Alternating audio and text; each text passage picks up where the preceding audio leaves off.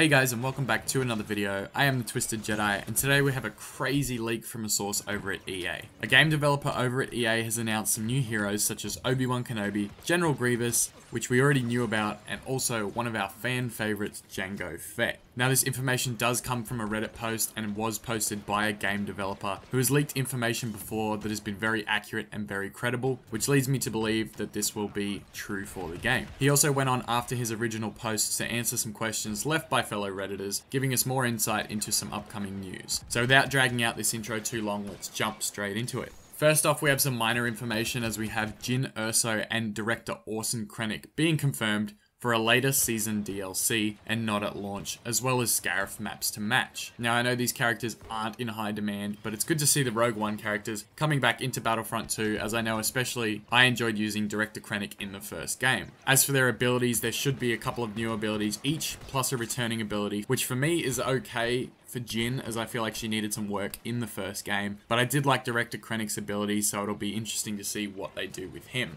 The next thing that was discussed were future outfits and skins, and the fact that they would be unlocked through the loot crate system. However, with EA and DICE announcing that this may be changed for the full game, we will have to wait and see how they do it. Also, if you wanted a video breakdown of EA and DICE's announcements regarding changes to the full game, please subscribe and turn on notifications because that video is coming very soon. Now I know we all probably know this already, but here are the skins that were announced. There will be Princess Leia a New Hope skin with her famous cinnamon bun hairstyle, Farmboy Luke, Bespin Luke, Trenchcoat Han, and also a New Hope Han. Now there was a video recently teased on the website and we did see some footage of a New Hope Han, so that has definitely been confirmed for launch, and the other ones of course are going to be there as well. There will most likely be more skins at launch, but personally seeing the footage of Luke taking on Kylo Ren makes me pray for a Last Jedi skin for Luke. However, we haven't actually seen Old Man Luke use a lightsaber yet, so maybe they don't want to spoil anything for the movie and they might use that in one of the season DLCs as well. Personally, I think the skins should be unlocked via achievements, such as getting a certain amount of kills with that hero.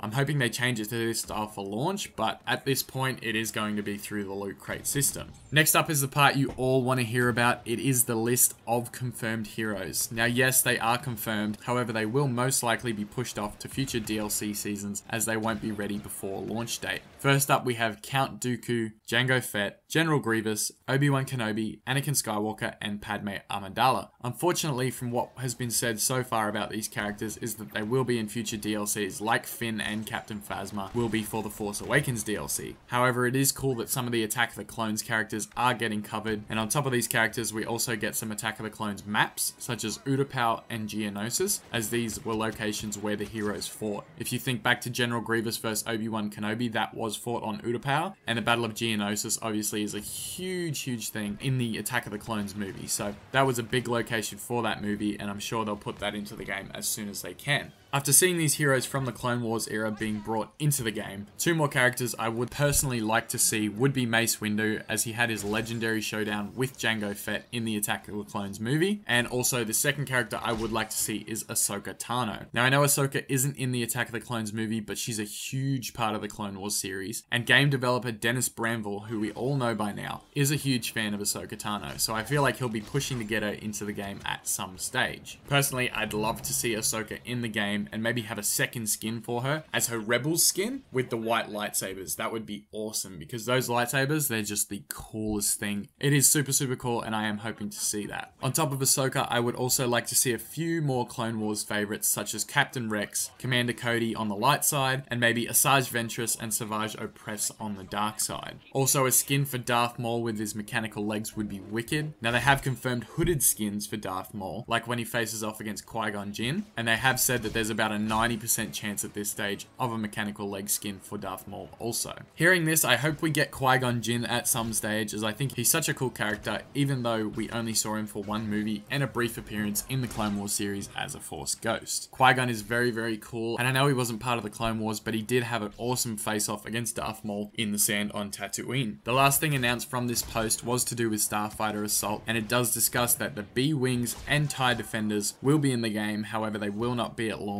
and they will be a part of a future DLC season. Now this personally isn't a huge deal for me, because I do think I will be playing Galactic Assault before I play Starfighter Assault. So it's not a huge thing, but I will be tuning into Starfighter Assault a little bit. And if you haven't already seen it, go check out my Poe Dameron X-Wing gameplay on my channel. It is crazy, and his X-Wing is unstoppable. If you know how to use it right, you can easily get 20, 30 kills in a row with the X-Wing. I managed to get almost 20, I think I was at 18 or 19 kills in a row before the game ended. So if you can get onto that early and get Poe's X-Wing to use early on in the game, you can just have a field day and destroy every single TIE fighter that comes your way. So it will be really cool to use that in Starfighter Assault. I'm interested to see what they do for the full game with that game mode, but we'll have to wait and see. Guys, that's all the information I have for you in today's video. If you like the content, please leave a thumbs up. If you loved it, please subscribe and turn on notifications for my future videos. Also, be sure to comment down below your thoughts on this video, and let's try to get this video to 20 likes. That would be huge for me. Lastly, if you haven't already, be sure to submit your Battlefront 2 top plays to me, as I will be doing a weekly giveaway video on my channel for the best plays in Star Wars Battlefront 2. You can submit your plays by leaving a link down in the comments below, or find me on Twitter at @TheTwistedJedi. Follow me and leave a submission via DM. They are always open to gameplay submissions, and I'm happy to take them from there. As always, guys, thank you so much for watching. I am the Twisted Jedi, and may the Force be with you.